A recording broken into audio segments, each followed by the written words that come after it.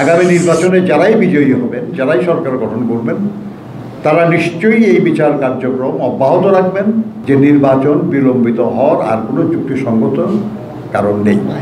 Commission প্রস্তুত, সংস্কার কার্যক্রম সম্পন্ন হচ্ছে, সনদ হয়ে যাচ্ছে।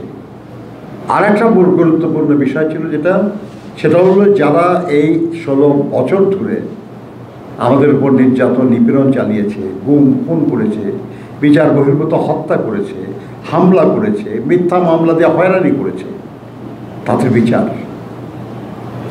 এদেশের সম্পদ লুণ্ঠন করেছে, তার বিচার। মানবাধিকার লঙ্ঘন করেছে, তার বিচার। আমরা সবাই সেই বিচার চাই এবং সেই বিচার কার্যক্রম চলছে। আমরা তো আশা করি যে শিগগিরই কিছু হয়তো এর ফলাফল আমরা দেখতেও পাব। কিন্তু এটা এমন কোনো ব্যাপার না আর কি যেটা শেষ হয়ে যাওয়ার এখনই হবে এমন কোনো কথা।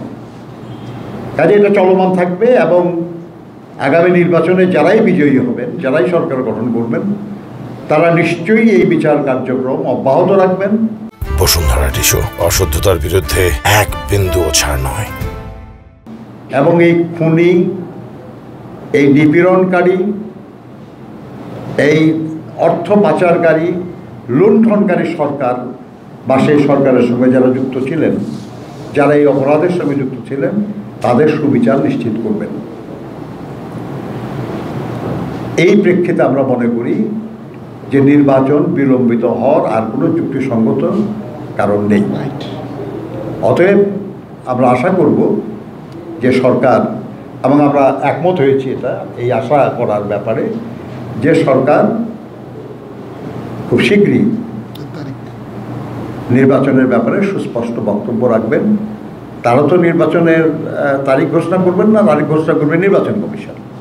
কিন্তু এই ব্যাপারে তাদের পক্ষ থেকে নির্বাচন কমিশনের কাছে একটা সুস্পষ্ট বার্তা তারা দেবেন, যেটা জনগণ আশা করছে।